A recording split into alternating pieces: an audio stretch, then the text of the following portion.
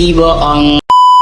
Aku hanya memikirkan satu peraturan penting. Kenapa kau lakukan hari ini kalau kau bisa melakukannya besok? Hahaha. Few moments later.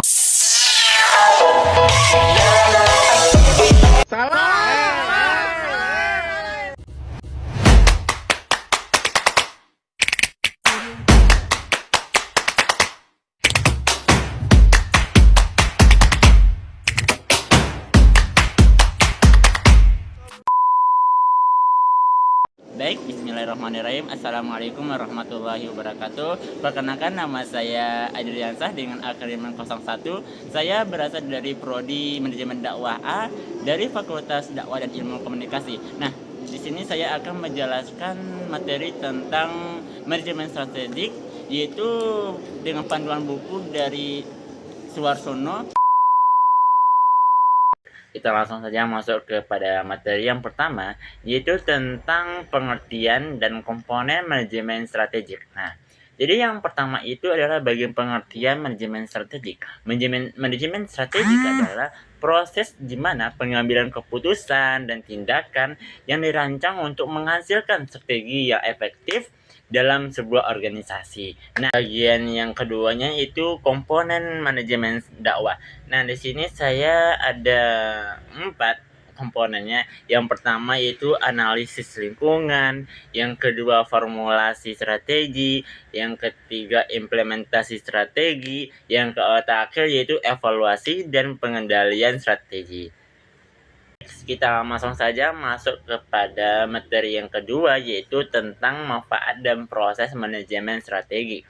Yang di sini ada 2 poin, yaitu manfaat dan prosesnya. Yang pertama yaitu manfaat manajemen strategik. Di sini saya mengutip 6 manfaat manajemen strategik. Yang pertama yaitu memberikan arah jangka panjang, yang kedua meningkatkan daya saing, yang ketiga yaitu efisiensi dalam memanfaatkan sumber daya, yang keempat meningkatkan kinerja organisasi, yang kelima itu mengurangi resiko ketidakpastian, yang terakhir yaitu mendorong inovasi dan adaptasi. Bagian poin B yaitu proses manajemen strategik. Nah, di sini saya akan menjelaskan 3 setidaknya proses manajemen strategik. Yang pertama yaitu kita melakukan analisis lingkungannya. Ya, yang pertama yaitu menganalisis faktor eksternalnya, yaitu peluang dan ancaman dari perusahaan. Seperti kondisi ekonomi, sosial, politik, dan teknologi, hukum, serta persaingan industri. Nah, setelah kita melakukan analisis faktor eksternalnya, kita juga menganalisis faktor internalnya, yaitu dari kekuatan dan kelemahannya. Seperti sumber daya yang kita miliki. Nah, kita perlu menganalisisnya sehingga perusahaan yang akan kita lakukan atau kita bangun itu dapat berjalan sesuai dengan hal yang mestinya. Yang kedua yaitu prosesnya implementasi strategi. Nah, yaitu ada beberapa langkah. Yang pertama itu kita harus menetapkan tujuan tahunannya. Tujuan tahunan di sini seperti dalam 1 tahun itu mau kemana perusahaan kita ini kita bawa gitu. Yang kedua yaitu menyusun kebijakan, program, dan anggarannya. Namanya itu mengalokasikan sumber daya sesuai prioritas strategi. Nah, sehingga nantinya tidak ada sumber daya yang terbuang, sehingga kita harus melakukan seefektif mungkin gitu. Yang selanjutnya yaitu menyesuaikan struktur organisasi agar mendukung pelaksanaan strategi gitu. Yang ketiga yaitu prosesnya evaluasi dan pengendalian strategi. Nah, di sini itu ada beberapa proses. Yang pertama yaitu memantau kinerja dan hasil strategi. Yang kedua yaitu kita melakukan evaluasi pencapaian dan tujuan organisasi. Yang ketiga yaitu melakukan tindakan korektif jika strategi tidak berjalan sesuai harapan. Nah, kita itu melakukan evaluasi bagi jika perusahaan atau organisasi yang kita jalankan itu tidak sesuai dengan kesepakatan atau tujuan bersama. Langsung saja masuk ke pembahasan berikutnya, yaitu model analisis lingkungan dan prosedurnya. Nah, di sini kita akan membahas dulu apa sih itu pengertian analisis lingkungan. Nah, jadi analisis lingkungan adalah di mana proses sistematis untuk menelaah faktor internal dan eksternal yang dapat memengaruhi organisasi, kebijakan, atau suatu kegiatan.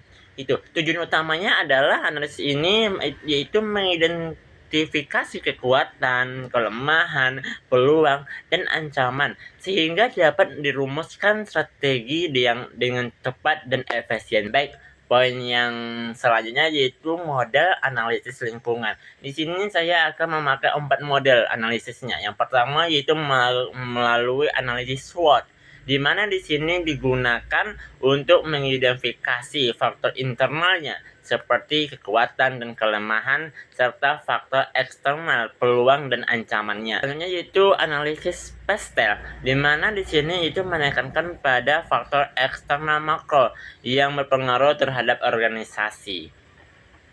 Baik, analisis yang ketiga yaitu melalui model analisis Porter 5 Forecast, di mana di sini digunakan untuk menganalisis daya tarik industri dan tingkat persaingannya.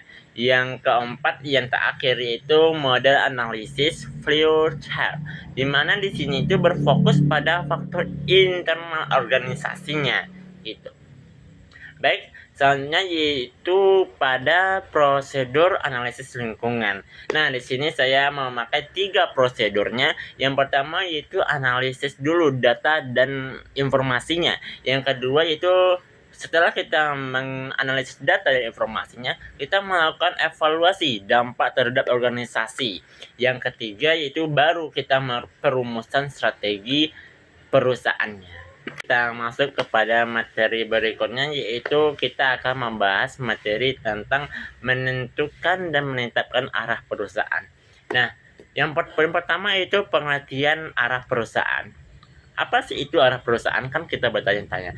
Jadi arah perusahaan ini adalah panduan strategi yang menjelaskan tentang kemana organisasi ini akan kita bawa atau akan bergerak di masa depan. Arah ini ditentukan oleh visi dan misi. Nah, jadi arah perusahaan ini itu terkuncinya itu pada visi dan misi. Jika visi dan misinya bagus, maka perusahaan tersebut akan terarah dan sesuai dengan tujuan kita melakukan membentuk suatu perusahaan. Nah, setelah pengertian tadi, kita langsung saja masuk kepada materi berikutnya yaitu menentukan arah perusahaan. Nah, di sini saya melakukan 3 cara untuk menentukan arah perusahaan.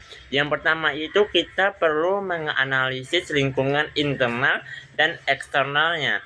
Yang kedua itu perumusan visi dan misi. Nah, perumusan visi dan misi ini adalah tolak kuncinya. Jika visi dan misinya bagus, maka perusahaan yang kita gerakkan itu akan sesuai dengan tujuan yang kita inginkan.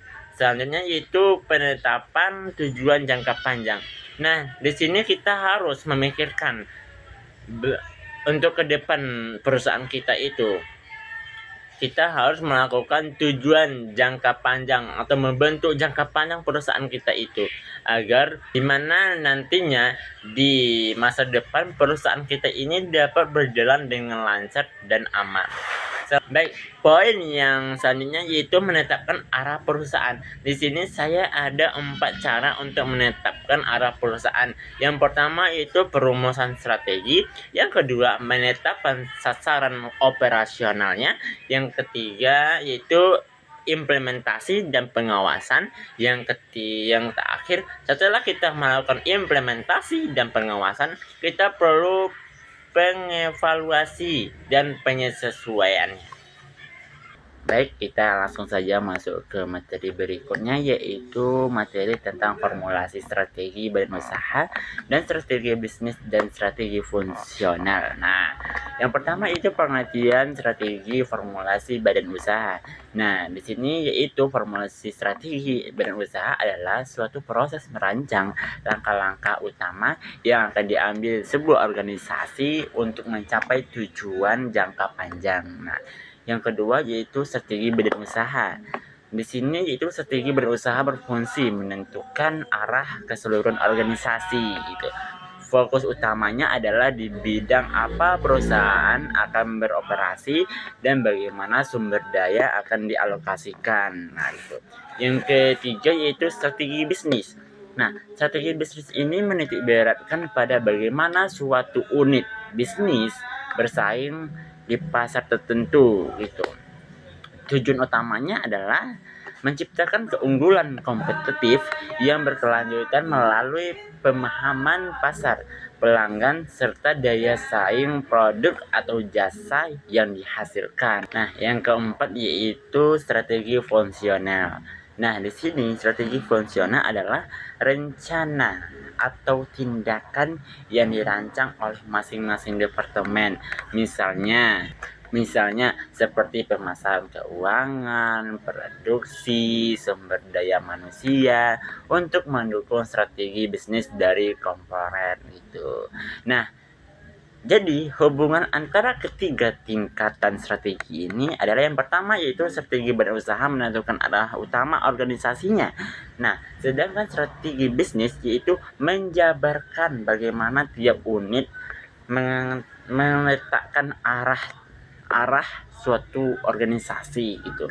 Yang ketiga yaitu strategi fungsional, memastikan setiap departemen berkontribusi dalam pencapaian tujuan strategi. Baik, kita langsung saja masuk kepada materi yang terakhir yaitu tentang implementasi strategi, gaya kepemimpinan, dan evaluasi strategi. Nah, yang pertama itu implementasi strategi. Nah, langkah-langkahnya yaitu kunci dari implementasi strategi ini yaitu yang pertama itu mendefinisikan dan mengomunikasikan tujuan strategi yang jelas gitu. Yang kedua itu menyelaraskan struktur organisasinya. Yang ketiga itu mengalokasikan sumber daya. Yang keempat menetapkan tugas dan tanggung jawab. Yang kelima, mengembangkan kebijakan dan prosedur yang mendukung. Itu yang terakhir itu menciptakan budaya yang mendukung dan strategi. Gaya kepemimpinan di sini memiliki peran sentral dalam keberhasilan implementasi strategi ini. Karena apa? Karena memengaruhi motivasi, komitmen, dan arah kerja karyawan. Nah, gitu. Yang terakhir itu evaluasi strategi. Langkah-langkahnya itu ada 3. Yang pertama yaitu meninjau faktor internal dan eksternalnya yang mendasari strateginya. Yang kedua yaitu mengukur kinerja perusahaan. Yang ketiga itu mengambil tindakan korektif sehingga proses evaluasinya berjalan dengan lancar. Nah, baik sebelum saya mengakhiri penjelasan atau pertemuan kita pada hari ini, saya itu akan testimoni menjelaskan tentang program membaca gemilang ini. Menurut saya itu memiliki sedikit perubahan walaupun sedikit ya. Dari awalnya saya jarang membaca, sekarang alhamdulillah dengan melalui program ini saya sedikit ada peningkatan walaupun sedikit, tapi alhamdulillah saya ada untuk membaca walaupun sedikit. Berarti saya mengalami perubahan sedikit gitu. Terima kasih Ibu yang telah menjalankan program ini. Semoga selanjutnya saya akan bisa lebih rajin lagi untuk membaca gitu. Saya akhiri dengan wassalamualaikum warahmatullahi wabarakatuh.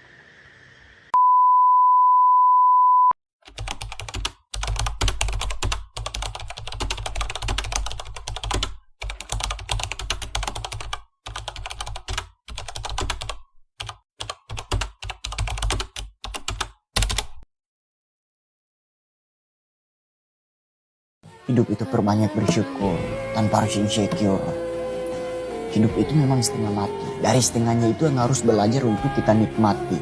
Walhabbudul asqi warwaihan fabi ayyi ala'i rabbikuma tukadzibun. Maka nikmat Tuhan yang mana lagi yang engkau dusta.